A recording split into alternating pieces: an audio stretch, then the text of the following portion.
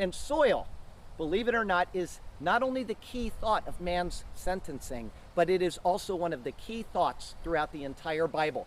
If you follow the Bible properly, you will see that soil is mentioned in certain contexts all the way through, just as water is mentioned all the way from the first chapters all the way out to the very last page of the Bible. Agriculture always has a theme. In this particular context, soil is a very important concept of what God is showing us spiritually with a physical application, the soil. The ground is cursed and it will no longer bear fruit from heaven. Instead, it will bear fruit from the serpent's throne, which is the ground, the spot where he breathes out his commands. And his throne, as we know, is a very hard rule. Men would have to toil the soil back then, and he still does to this day, to get food to come up from it.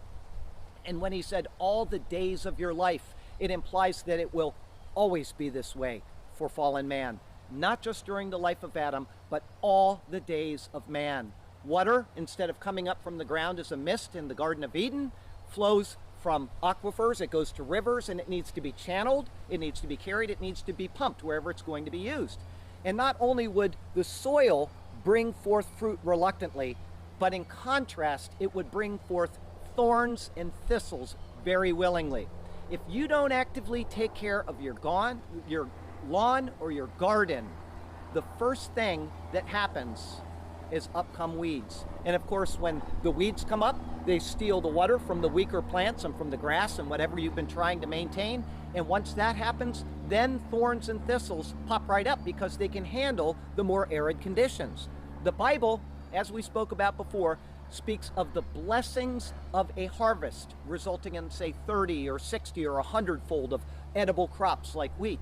But this type of productivity, it takes work and it takes care. On the other hand, there is a species of thistle known as the Acanthum vulgare, which produces more than the 100 heads that we have to work for without any help at all. And each head contains from 3 to 400 seeds in it without any tending or care by man.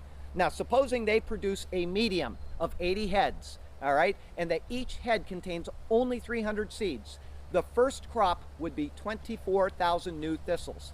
When these are sown, it could potentially be 576 million.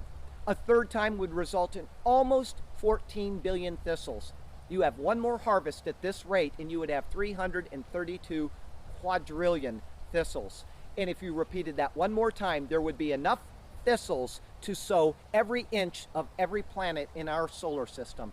So you can see how easy the curses upon man and the woman affect our labors. The curse even resulted in the sand spurs, which fill up the shorelines all over America. And you know, before this sermon, I went looking for some sand spurs with some heads on it because I've stepped on sand spurs every single week since we started this. This is the first week we don't have any because it's not the season for sand spurs. But anyway, I wanted to let you know that. And why? Even the sandiest soil on earth where water just drains right through it, it can't absorb any water at all, will support thorns and thistles.